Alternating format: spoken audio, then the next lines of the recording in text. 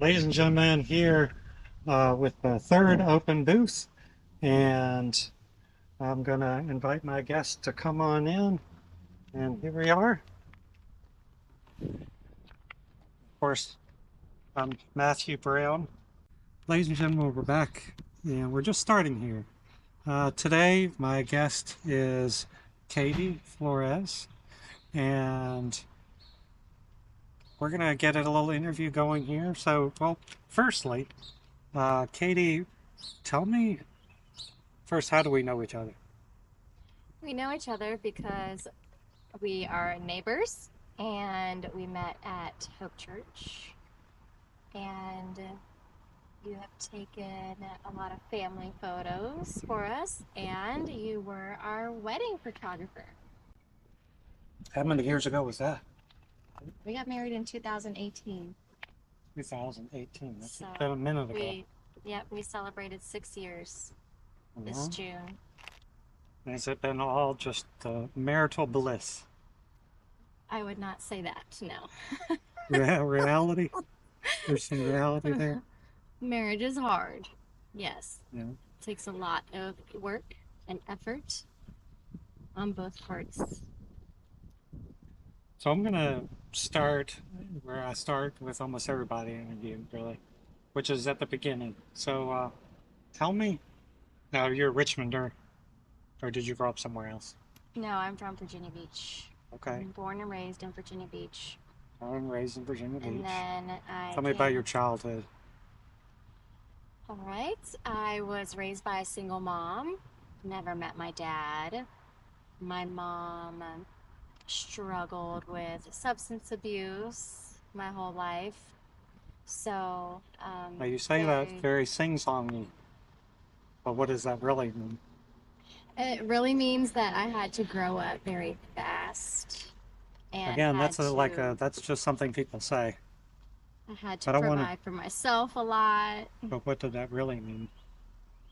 It means that I had to take care of myself at a young age, provide for myself at a young age, start working at a very young age. Went without a lot of things. Grew up, grew up very poor. Um, so it was a struggle. Life was a struggle. Childhood was a struggle. It wasn't your typical childhood. wasn't easy. An easy upbringing. When you look back, what was like, was there a highlight? Was there something you remember fondly? Of my childhood, the relationship that I had with my grandparents was a highlight. I don't know where I would be without them, and they were a huge part of my life because my mother was so absent. Whether that was her working all the time just to try to pay the bills or absent because of her addictions and her lifestyle. So my grandparents raised me. I want to caveat this, and I say this to everybody, which is if I ask a question and you're not comfortable answering, you can always just say, I don't want to go there or whatever. You don't have to answer questions. Okay, It's not like, a contest or something. okay, that's fine.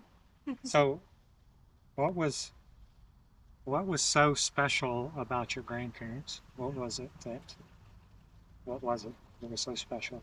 My grandparents really showed me how much they loved me, told me how much they loved me, made sure that I had what I needed and sometimes wanted, whether that was something big or something small, like my favorite snack from the grocery store, goldfish, or a container of strawberries, when I was a young kid, things that my mom couldn't afford.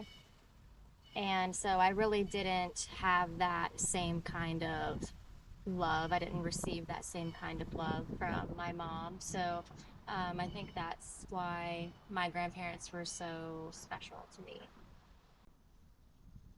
So again, I'm going to caveat by saying you don't have to answer this, but because there's so many different kinds of substance, do you want to say what kind of substances that were being abused? Yeah, alcohol and crack cocaine were my mother's Is drug that of something choice. that was like in the household? Like, did you see it? Was it?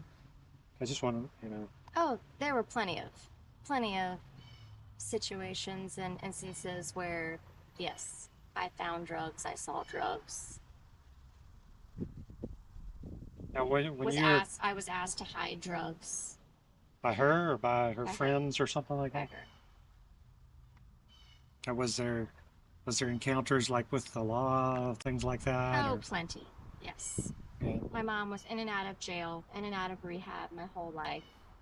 Then when I was in college, there was a really big incident that happened where I was in Richmond attending BCU, and my mom's house in Virginia Beach was raided by the FBI.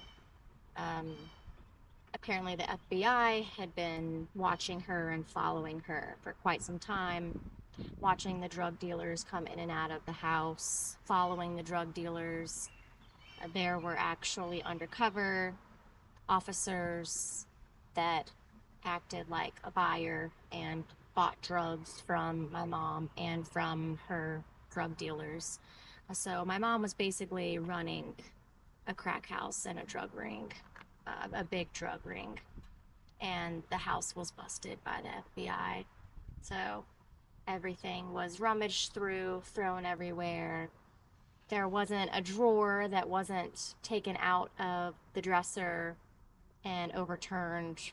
There, I mean, at that point you were in college, but did you still have like your some of your belongings there? I did. I did. And after that FBI raid, I had to come home or go home to Virginia Beach and basically gather my belongings off the sidewalk, off the curb, because after the house was raided, the owner of the home threw everything out of the house. And so I had to go scrape up all my belongings and get a storage unit and put everything in a storage unit. And So at this time, that, was there someone to help you, or like you said, your grandpa? Or were you doing this on your own? my grandparents had passed away by that point.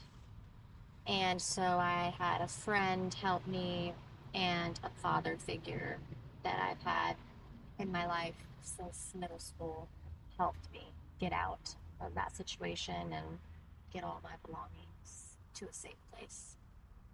So this is an odd question, but I'll ask it, which is, when you think about your childhood, do you do you think, what does the word home mean to you? Hmm. When I think of home, I honestly feel like I didn't have one as a child.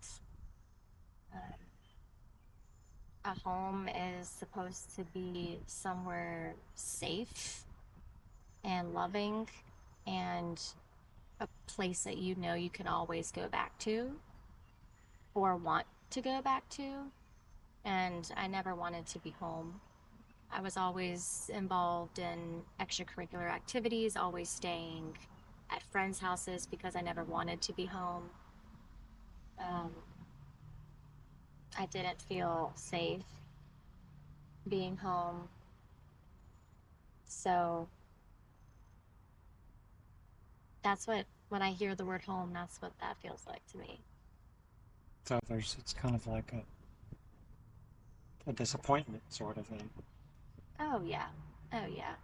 Because something that could be kind of thing, could have been, should have been, really. could have been. Should have been. No child should have to go through what I went through, witness what I witnessed, experience what I experienced in life. No child should. And then I would go to my friends' houses who had normal, great lives. Their family had money. lived in a beautiful home, had both parents, not a care in the world, not a worry in the world. Their parents did everything for them. Everything was handed to them on a silver platter. They never had to work for anything. And then there was me. Barely had enough clothes to wear for a week. Um, Went without basic necessities. Had to get a job as soon as I could at the age of 15, scooping ice cream at Brewster's Ice Cream, just to pay for the things that I wanted to do with my friends. If I wanted to do extracurricular activities like cheerleading, competition, travel cheerleading, had to pay for that on my own. If I wanted to go to the movies with a friend, had to pay for that on my own. If I wanted to wear name brand clothes, I had to pay for that on my own. So, So I know that I have children that are adopted, so I know that from whence they came, and so I ask you, like on a practical level, when you were at home, was were you quote fending for yourself? Was she providing like food for you? Were you doing all of the things on your own, and you were just kind of like, tell me a little bit about that. yeah, there was always minimal food in the refrigerator and in the cabinets. Minimal food in the home. Um, but I survived, so I was eating somehow when I was younger. But once I started hanging around the friend groups that I hung out with in middle school, which were the cheerleaders, then I think their parents realized the situation that I was in. And I had a lot of friends' parents take care of me and help me and step in and, make sure that I was fed. And they took me shopping for clothes and any activities that their daughter was doing, they would pay for me to do it. Just gonna wait till this goes out and you finish it. I don't know if you can. I'm sure you can hear this, but there's a ambulance, fire truck, something or other.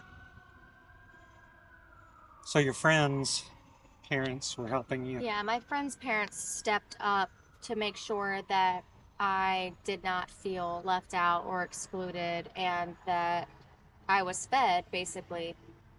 And then when I started working, then I was able to buy my own food, or if I went out to eat, be able to pay for my own food. So what age did you try to start working? 15, I got my first job, And where was that? Brewster's Ice Cream, Brewster's Ice Cream. Okay. scooping ice cream. Look at the- It's not easy. You gotta have strong wrists to do that. So I know a little bit about, but so tell everyone. So obviously, like you're not doing really well. So, but you wanted to go to college. Hmm. So tell me about like, well, I mean, like, first of all, like, when did you think you wanted to go to college? And then why did you want to go to college? And how did you make it happen? If, I mean, you did go to college, so I always wanted to go to college ever since you were a baby. ever since I was a baby. I can't think of a time where, yeah, there was never a time where I ever thought like that I didn't want to go to college or that I wouldn't go to college. I always wanted to go to college. I knew I wanted to go to college because I wanted a better life for myself than I had growing up. I didn't want to become a statistic, and a lot of people are surprised when I tell them about my success because of my childhood and my upbringing. And I could have just easily fallen into the family business of selling drugs and, doing what my mom did. But I wanted better for myself. And so in high school, I started applying for any and all scholarships that I was eligible for. I remember after school, spending hours in the library on the computer just searching for scholarships and completing my applications, typing stuff up on the computer, printing it out, mailing it out, trying to just get as much money for college as I could because there was nothing saved for me. Now, at that point, did you know what you wanted to study? I didn't know until my senior year of high school. So I applied for some scholarships my junior year, most of them my senior year, but some junior year. Filed for financial aid, all of those things. And I received a lot of scholarships that I applied for on top of the financial aid package from VCU. I basically got a full ride to college and graduated debt-free from VCU. And I continued to apply for scholarships throughout college as well. There were several scholarships that VCU offered to students that I applied for and received too. Now, what do you attribute your success with the scholarship opportunities? Growing up poor is one because they recognized my financial need and my situation. Also, my ability to be vulnerable in my essays that I wrote. Most scholarships ask you to submit an essay or answer particular questions, why you're deserving of their scholarship, or, talk about life obstacles that you've overcome. And they are And you had a looking. couple? Oh, just a few to talk about. If you like what you're hearing or seeing so far, please take time to like and share. And also, please take time to like and subscribe and turn on the bell for notifications when new videos and audios are uploaded. Thank you. What were we talking about? Oh, the scholarships. We were talking about scholarships, and we were talking about the fact that you applied for so many and received so many because you were in need, and you wrote Yes. really good essays, Yes. and you were vulnerable. Yes, vulnerable in my essay responses. And also, I worked very, very hard to build my resume.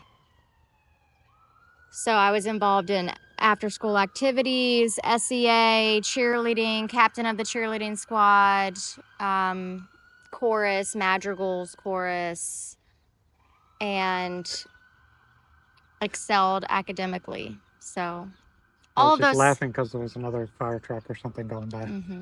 Yes. So you're accelerated and you really excelled.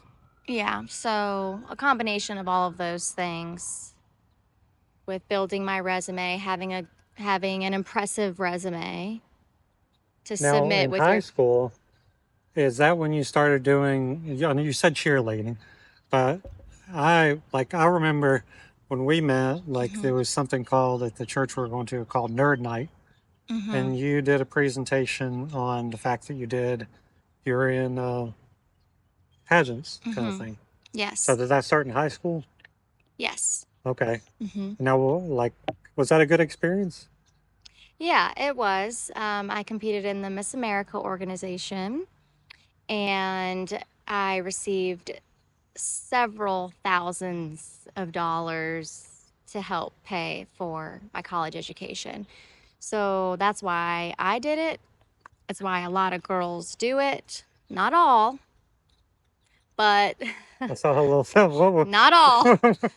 What does that mean? Some do it for some other reason? Yes, there's a lot of very competitive people out there. They want recognition. They just want to win. They just want a crown. You're not competitive though. I'm not very competitive. A little bit, but not not to the point where it's going to alter my life if I don't win something. So that's the reason why I competed in the Miss America organization, is because I was awarded thousands of dollars to help me pay for college. So that was another extracurricular activity that I did that was on my resume, and all the awards that I won by competing in pageants.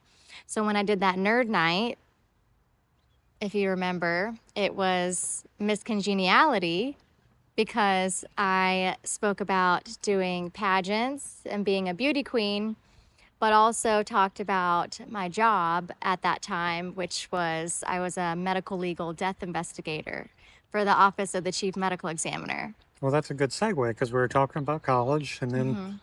that was your first job out of college? My first job, yes. So, So I graduated from BCU in 2013 with my forensic science degree. And then my first job out of college was working at the medical examiner's office. so you were like a CSI, sort of, Yes, that, for the layman's. yes, yes. So, like, tell I, us a little bit about the good and the bad and the ugly. okay. It was very interesting, very fun, loved it. I knew I wanted to do crime scene work, so whenever a death occurred, I would respond out to the crime scenes and photograph the deceased and look for evidence around the body. So, any weapons, any drug paraphernalia, anything that was important to the cause of death and manner of death. I would photograph the body, look for wounds. So, any stab wounds, any gunshot wounds, any injection sites, if it was a suspected drug overdose, any bruises or trauma to the body. Now, and it's always on TV. You hear like, "Don't touch the body. Don't move the body." Mhm. Were you one of the ones who could move the body because you had Yes. the? Yes. Okay. So the body was my jurisdiction, my piece of evidence. So law enforcement and forensic techs were not supposed to touch the body, move the body, rummage through the pockets, take out a wallet to try to identify people. That is what I did. Did that, So, like, I mean, you're not giving anything away because you're not talking about specifics to anybody. You're not like, but did that happen? Like, ever? oh, Like of that? course. Of course, because people are in a rush and people don't want to wait for you and people want to try to figure out who this deceased person is. So they just put their hand in their pocket, pull out a wallet, look for ID to identify people instead of waiting until I came on scene. But that was my job, to look through the pockets, empty the pocket contents, help them identify the person, and then based on my findings and my report from the crime scenes, that assisted the medical examiners in determining the cause and manner of death, along with their examinations that they would do. If it was just a external view of the body or a full autopsy. Now, were you ever like surprised by anything? Surprised? Surprised or horrified? Like, Mm, or never, never really surprised. Had some pretty interesting cases. Never horrified. It takes a very special person to do that type of job and see the things that I would see and touch the things that I would touch. You know, like very bloody bodies and things, or dead babies, or pretty horrific things. But I loved it. And nothing ever affected me. I never took anything home with me. well, that was going to be my next So, question, which was, did any of it ever go home with you? no. Not like physical evidence, but I'm just saying. Mm-mm. Nope. It never affected me in any way because I just went to the scene. I responded to the scene knowing I have the coolest job in the world. And I looked at it as this is my job. I have a job to do and kept it as that. Now, I know what you said, the words you've said, I'm going to ask you a different way, which was, did the things that you saw, and even dealing with your mom, things like that, Mm-hmm. did it make you think about your own mortality? No.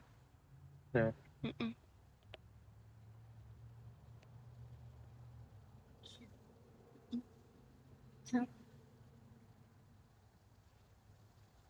What did it make you think about? Mm, it depend. It depends on the type of case that I was working. So when it came to drug overdoses, the emotion that I felt was sadness because there's so many people in the world that struggle with addiction, and I experienced that firsthand with my mom. And somehow, by the grace of God, my mother is still alive. And there are so many people out there that struggle with addiction, and it is a disease, and it is mental illness. It is an illness that don't make it out, that don't survive. And it's horrible for families dealing with a loved one that struggles with substance abuse. So let me ask you this question, which is, if it is a disease, do you ever worry about yourself? No. Okay. So you don't think it's like a hereditary kind of disease? You think it's like an addiction disease kind of thing?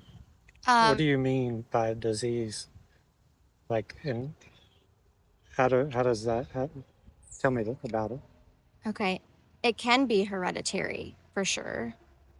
I've never used drugs for me to find out, okay, am I going to be easily addicted like my mother? Um, it can be hereditary. And as when I say disease, meaning it it affects your brain, and it affects the wiring of your brain and your body, and they become so consumed with the thought of getting high, and where are they going to get their drugs, and when are they going to get their next fix, and it takes over their entire body and their entire being. That could describe a lot of things. Mm-hmm.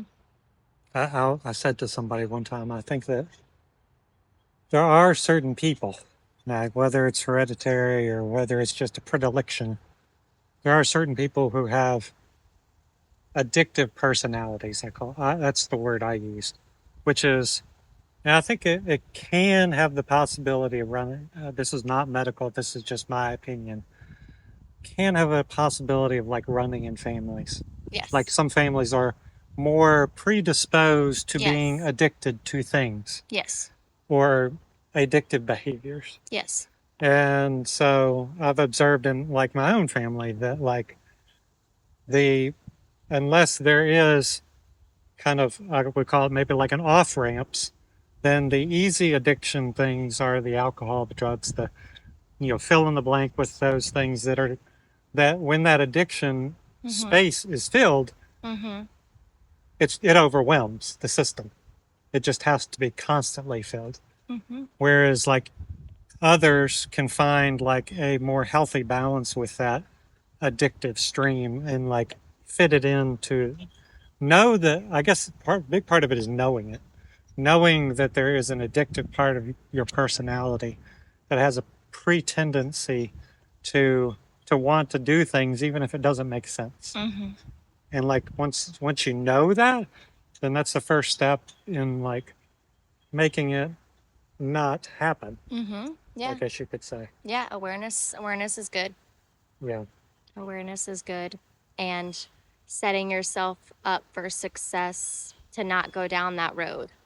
And that has to do with the choices you make in life, the people you surround yourself with, um, the jobs that you do, the hobbies that you participate in, the effort that you put into your life and your success. And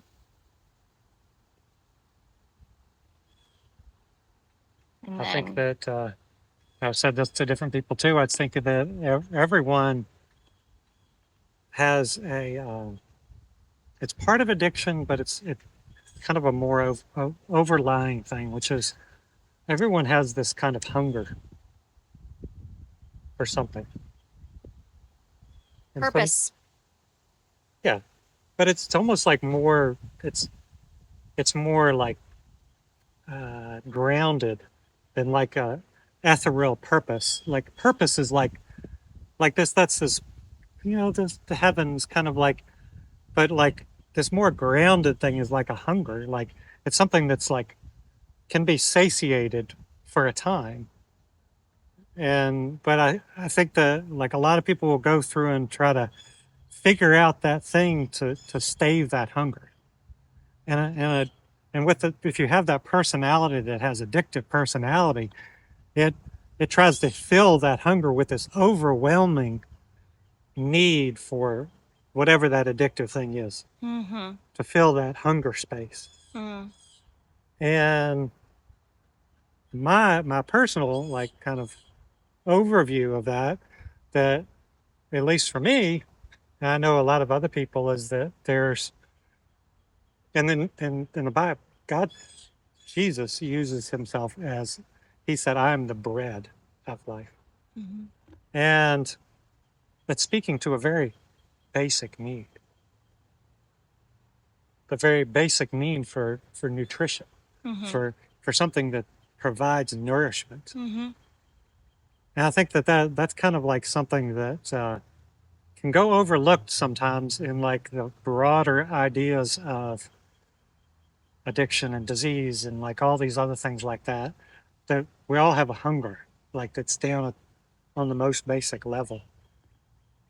That need, and I think it kind of goes back to a childhood thing where it's like, especially if you didn't have that fulfilled, Mm-hmm. that basic need Yeah. for belonging, Mm-hmm. for protection, Mm-hmm. for loving kindness, Mm-hmm. for provision. When none of these needs, these basic needs, it's like bread. It's like you didn't get the bread. Mm-hmm. Like you were just kind of getting by. Mm-hmm. And I don't know the entire situation, but I'm going to ask some more questions. So when you got out of college and then you started this new job and you were working in this field of forensics, well, what was going on in your mind at that point? Were you like, I've done it, I've accomplished everything, Mm-hmm. what Oh was going yeah. on then? Oh yeah. I was living on cloud nine. I just felt like I made it. I made it in life. In a lot of ways you did. I mean, Yeah, I did. I got where I wanted to be. I accomplished what I set out to accomplish. And I feel like that's how I've always been in life. Or maybe that's just what my mom would always bring to the forefront. My mom would always make comments like, well, you've always had your life completely planned out. So congratulations to you. it was a dig at you then. Yeah. Always passive aggressive and a dig. And she would say she was very proud of me, but then try to belittle me for my accomplishments. But it's because she was jealous of my life and how I overcame what I overcame and became successful in life. And, took me a little while to realize that. But yes, I was feeling great. Loved my job. Got to use my forensic science degree that I worked so hard to get from BCU. That was not an easy feat. So I was living the life. And then just it kept on going up and like, what? Then I had children. Well, you didn't just have children, but you're like, you didn't do it by yourself.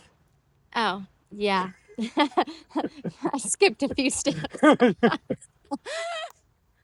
I skipped a few steps there, huh? I met my husband who worked for Richmond City Police Department. So we were literally partners in crime, working together at crime scenes. And then got married in 2018. And if you like what you're hearing or seeing so far, please take time to like and share.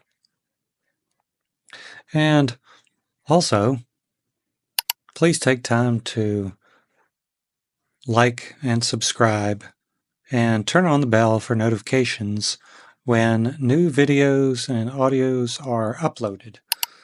Thank you. Like the exact day and time. I was an intern with Richmond City Police Department Forensic Unit. So that's how I originally met my husband. And then I'm talking the exact day and time. Do you remember? It wasn't like he opened the door in his uniform and walked in, you were swooning. It wasn't no, it wasn't even a situation like that.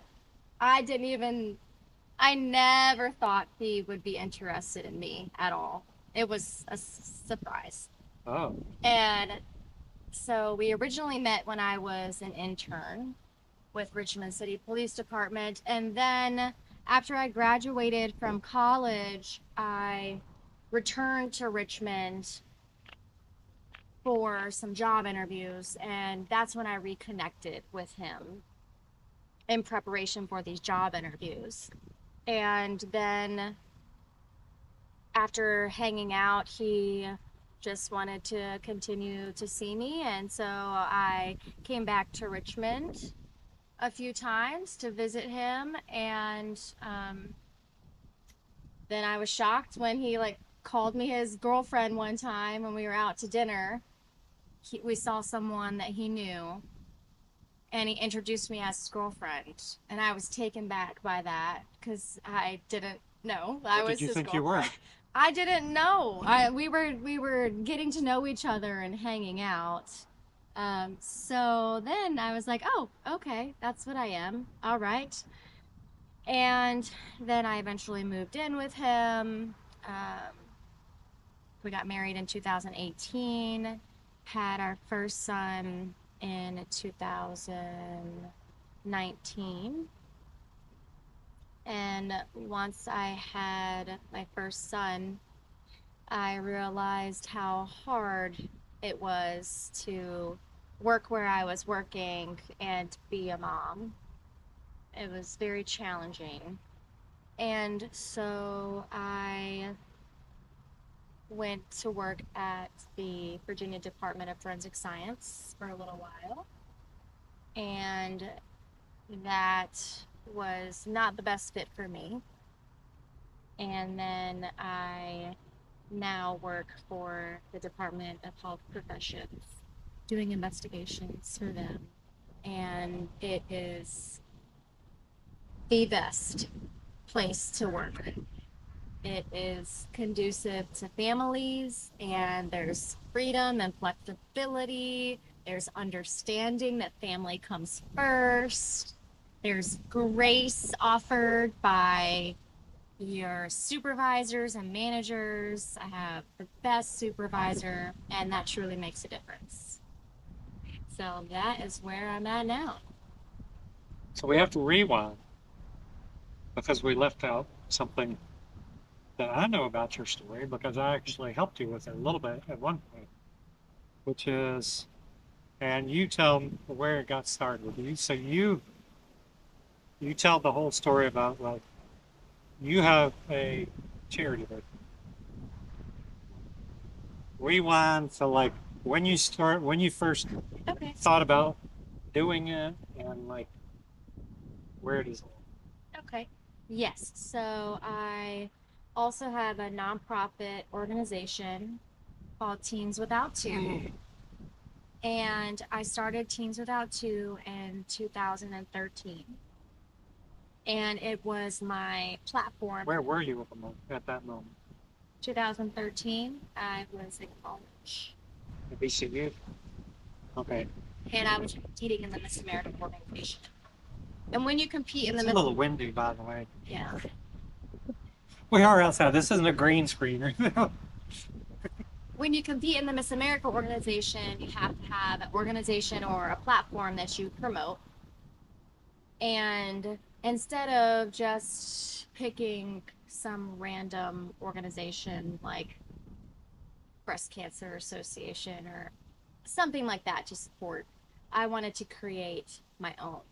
So I became a registered 501c3 organization, and I wanted to provide college scholarships to teens raised in single parent homes because I got to a point in my life where I wanted to give back to others in the same way that I received help getting to college and getting through college. And so that's what I did. I started I started Teens Without Two in 2013 as my platform, and then once I was done competing in pageants, still a passion of mine, still raise money to award scholarships, and the way that I get money is by planning fundraising events or having individual donors donate money, and then I give it away to the kids. So I remember I helped you take some photos for Yes. describe the two people that I helped you with, just as two examples. Okay, one was Corey Vickers, and he was at VSU. And we went to VSU and took his photos on the football field. So he was a football player there. And he came from With his mother. yeah, Yeah. his mom and his sister was there. They were there too. Um, so he was raised by a single mom, was in financial need, wanted to go to college, and he was just very impressive. His application was very impressive. I have an entire application process, and there are certain requirements and criteria that students have to meet in order to apply for my scholarship. And so he went to VSU, graduated, and he's a very, very successful businessman now.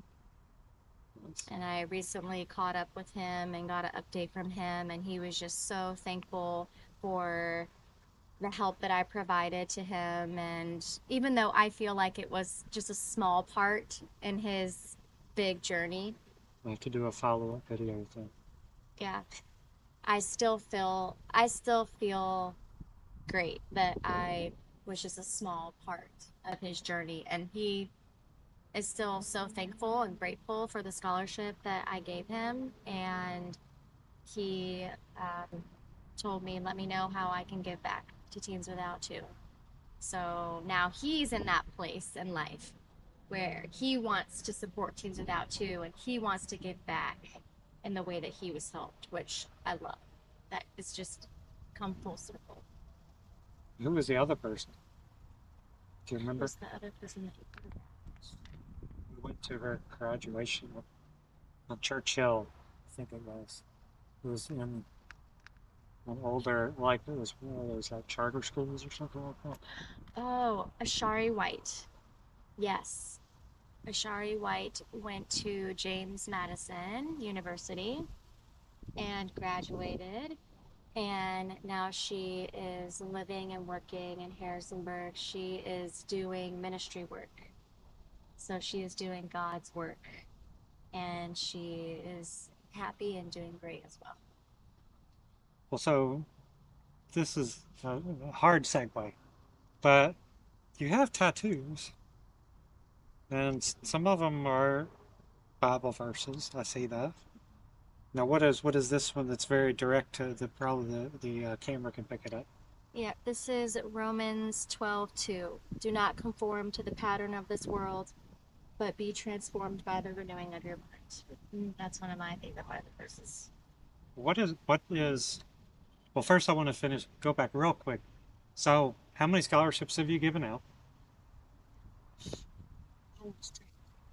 About Hmm. more than 10, Um, more than 20. 2013, 13.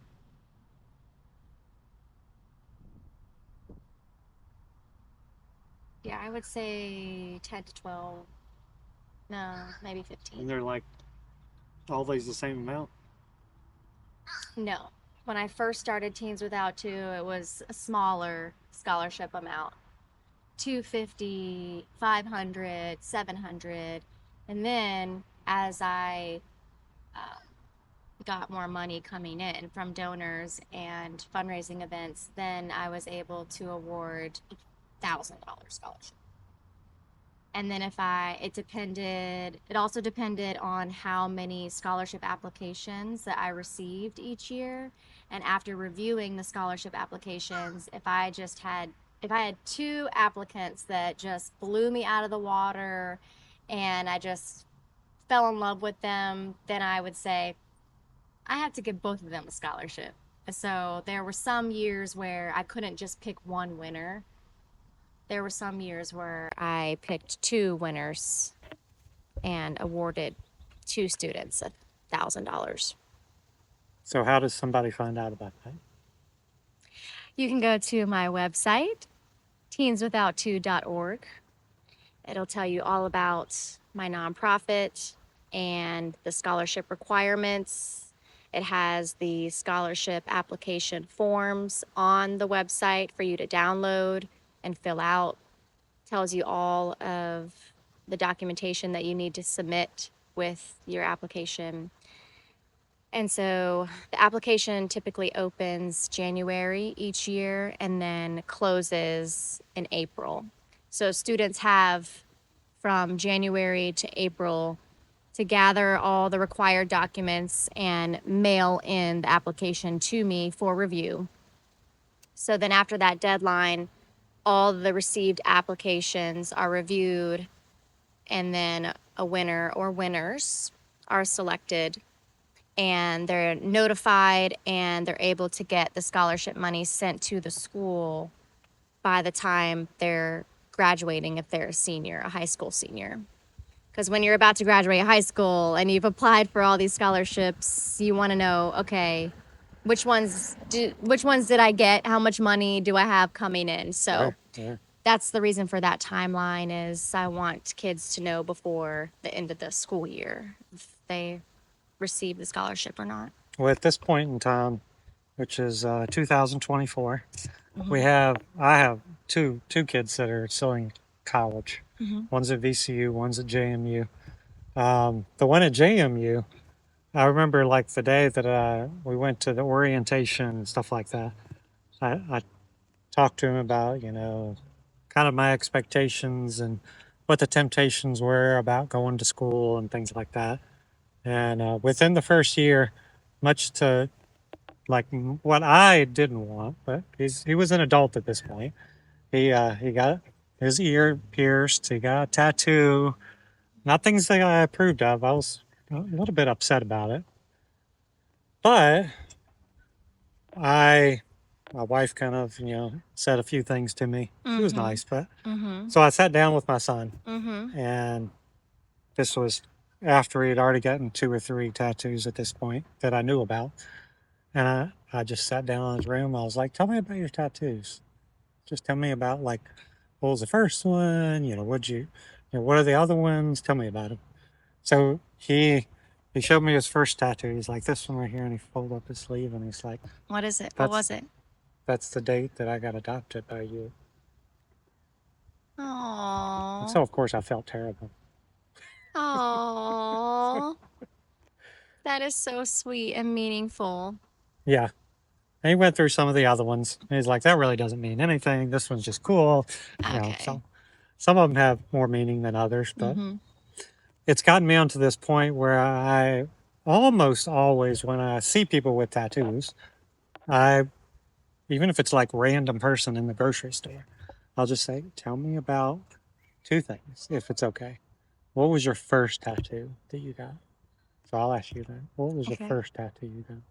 First tattoo I got was on my right foot. It's a treble clef and some music notes because I am a singer and I love to sing, and music has always been a huge part of my life. So my And then the mom second took me part of down that to is Florida and oh, I got my first tattoo when I was 17 years old. 17. There you go. Okay. Mm-hmm. My second question was going to be the age. So 17. you're a year before 80% of the people. Mm-hmm. Yeah. I guess that's because your mother was there. Yes. My mom had to be there. Everybody else was like, as soon as I was 18, Mm-hmm. that's 80% of the people. Yeah. So now, kind of a sub question is do you have any that you regret? Yes.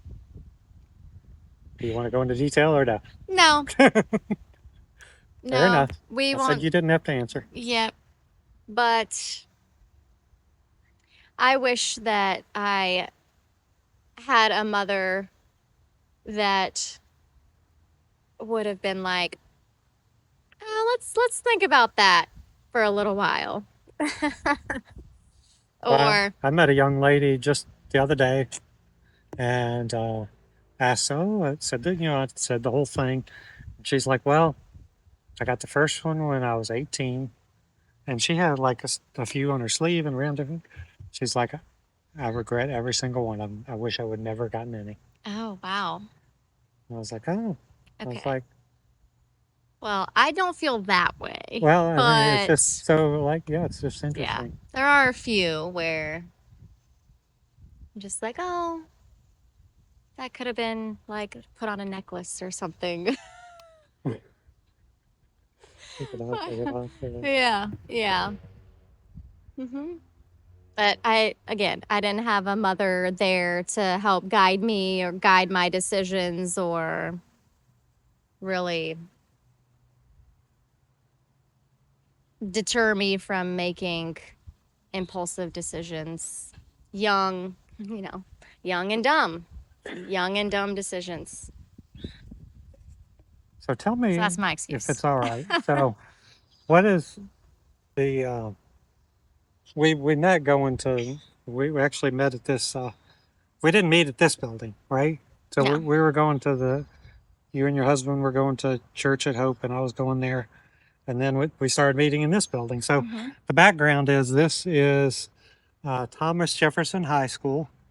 Um, it's significant. Hope Church, where I was going at the time, was had their Hope Midtown here, Hmm. but it's also significant. I feel like because it talks about some of the education that you have gone through Hmm. and like pushed yourself to learn about. And Thomas Jefferson, if people don't know that too, Thomas Jefferson wrote the I think it's called the Virginia Statute for Religious Freedom. Um, and so, which is kind of segueing into my last sort of question is, so what's the what do you feel like is the significance of dive a little deeper into why do you My faith. yeah Hmm. maybe why you felt like getting tattoos, what's the deeper thing, like what's going on there? Wait, with my faith or with Yeah, getting tattoos? all that. Oh, okay. Well, with my faith, um, I don't think I would have gotten through what I went through in life if I didn't have faith. I don't think I would have survived or felt hopeful for the future or felt confident in knowing that I was going to be okay and things were going to work out for me because I was doing the work that I could do, but ultimately, God has a plan and God will take care of me and I will end up where I'm supposed to. So I'm gonna push that a little bit, which is what is the basis of your faith? Basis of my faith? What do you mean? What do you if you were going to tell somebody else why they should have faith, what should they have faith in? Mm. What should they have faith in? Yeah. Knowing that there is a higher power that has everything already written out for you. He already knows how your life's going to go, how it's going to end. He already has a plan for you. He has a purpose for you.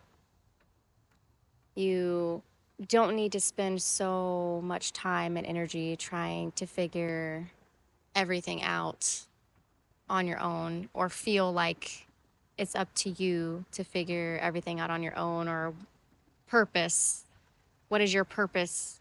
What is your purpose in this life? Like, that's a huge question that everyone asks themselves and everyone's trying to figure out. But really, the true purpose, the main purpose in life is to love God, trust God. That's all He wants from you.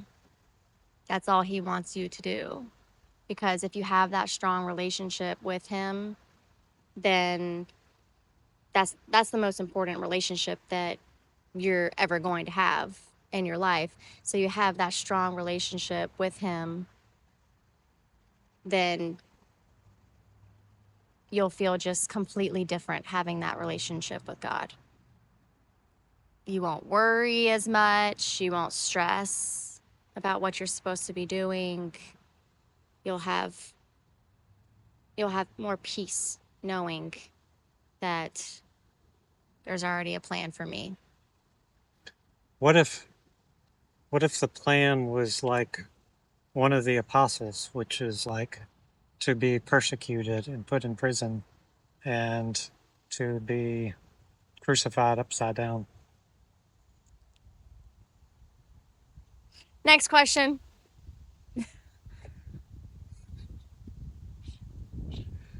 I don't know. I mean, no one wants to feel like, oh, okay, I'm gonna like. No one wants to know they're gonna die like crucified upside down.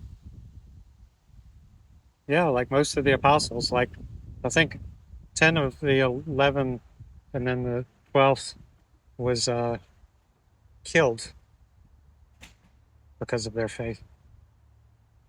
With all I'm saying is that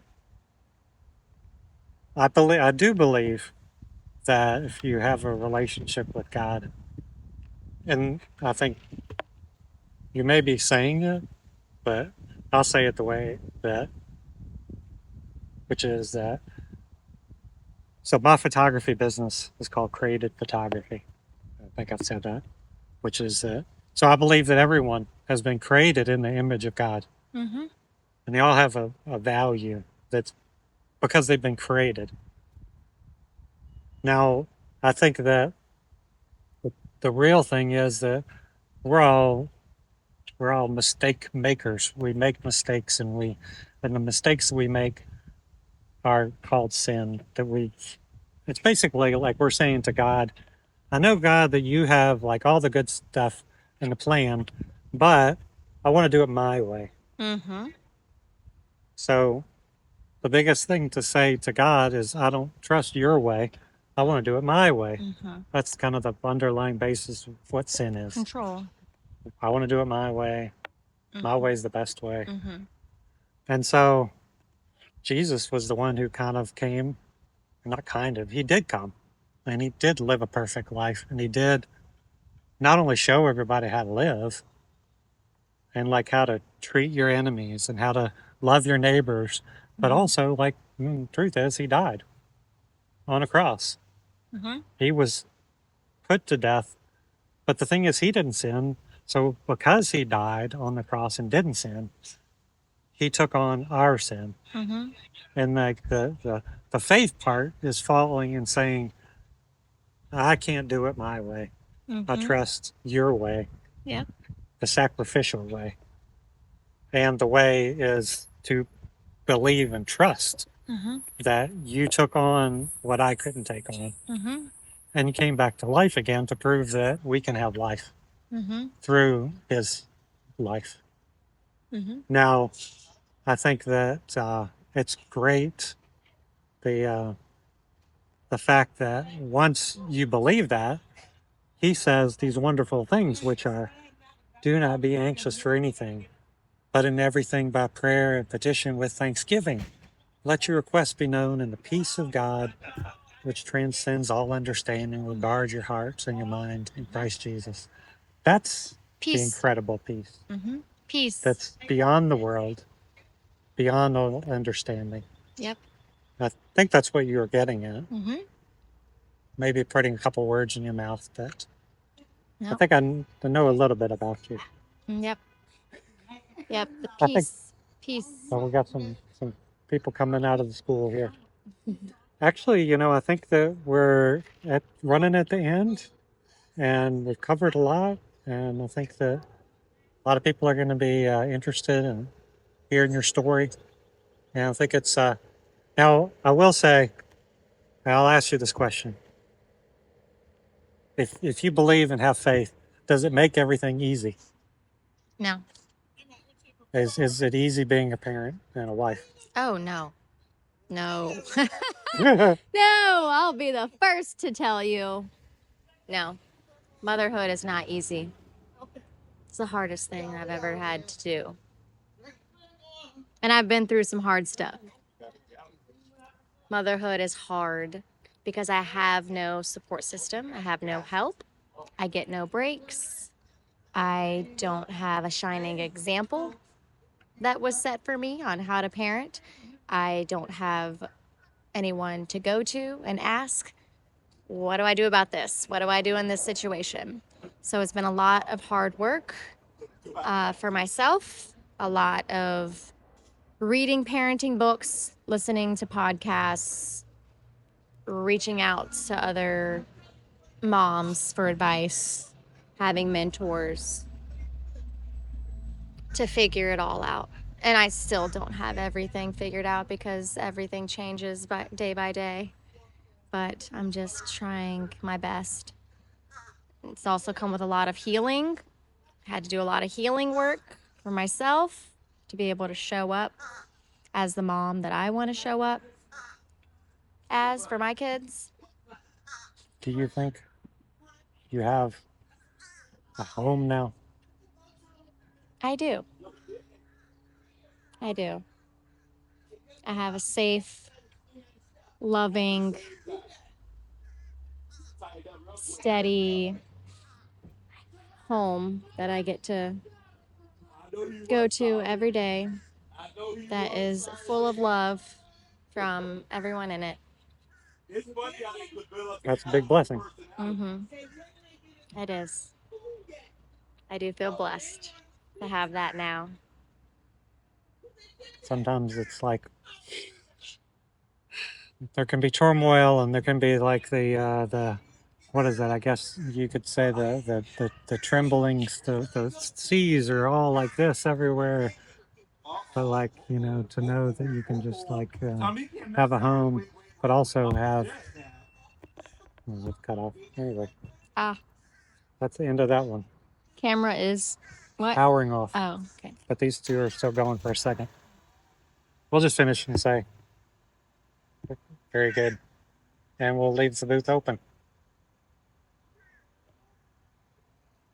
Leave the booth open. Yep. Is that how you end? Yep. And we'll just step out. That's your We'll tagline. That's it. Leave the booth open for the next time. Very good. I'm full of sweat.